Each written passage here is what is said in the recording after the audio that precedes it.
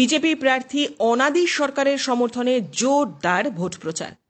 ত্রিপুরায় আগামী 8ই আগস্ট ত্রিস্তরীয় পঞ্চায়েত নির্বাচনকে সামনে রেখে সোমবার ধলাই জেলা পরিষদের 7 নম্বর আসনের বিজেপি মনোনীত প্রার্থী অনাদি সরকারের সমর্থনে সালেমা আর.ডি. ব্লকের অন্তর্গত মেছুরিয়া গ্রাম পঞ্চায়েত এলাকায় বাড়ি বাড়ি ভোট প্রচার করা হয়।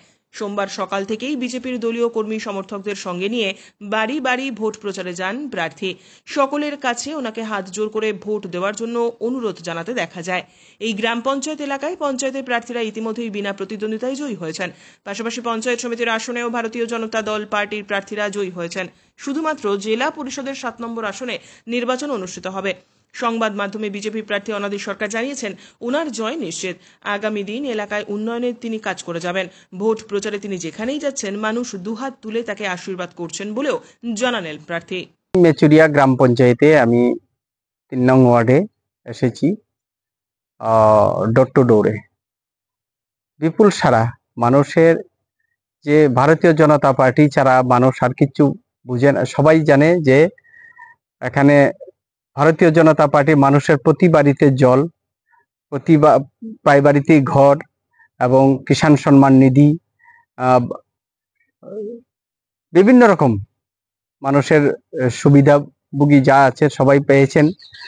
তো মানুষ আবারও পুনরায় বিজেপিকে ভোট দিতে প্রস্তুত সবাই। এবং এই গ্রাম বিনা প্রতিদ্বন্দ্বিতায় আমাদের সঙ্গে 2-3 জন মেম্বার এখানে বিনা প্রতিদ্বন্দ্বিতায় জয়ী হয়েছেন এবং পঞ্চায়েত সমিতির যে প্রার্থী উনিও জয়ী হয়েছেন।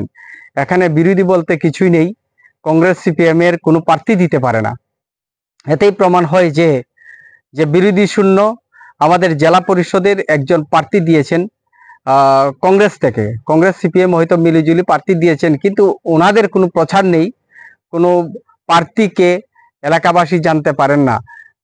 তো ওনারা শুধু প্রার্থী দিয়েছেন, কিন্তু প্রচার কিছু নেই। কিন্তু আমরা প্রত্যেকটা গ্রামে, প্রত্যেকটা ওয়ার্ডে ডোর টু ডোর আমরা প্রচার করে যাচ্ছি এবং ভালো সাড়া পাচ্ছি। জয় নিয়ে কতটা আশাবাদী? জয় নিয়ে কতটা আশাবাদী? 100% আশাবাদী। আমরা তো জিতবই। সবাই এই প্রতিশ্রুতি দিয়েছেন যে এবার এই প্রথম যে আমাদের ত্রিপুরা রাজ্য থেকে প্রতি বাড়িতেই সে কথা বলছেন, আমাদের কত সৌভাগ্য যে আমাদের রাজ্য থেকে এই প্রথম স্বাধীনতার পরে যে এই রাজ্যপাল হিসাবে আমাদের প্রাক্তন উপমুখ্যমন্ত্রী জিষ্ণুদেব বর্মনজি উনি রাজ্যপাল হয়েছেন তেলেঙ্গানাতে। তাতে মানুষ অত্যন্ত খুশি। তার আগে ত্রিপুরা থেকে প্রথম প্রতিমন্ত্রী হয়েছিলেন আমাদের সুশ্রী প্রতিমা দি। তার জন্য মানুষ একটাই বলেন যে আগে যে সরকার ছিল, অনেক বছর কংগ্রেস ছিল, কিন্তু ত্রিপুরার দিকে তাদের কোনো লক্ষ্যই ছিল না।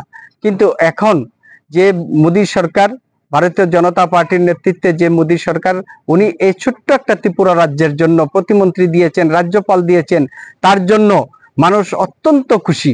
আমাদের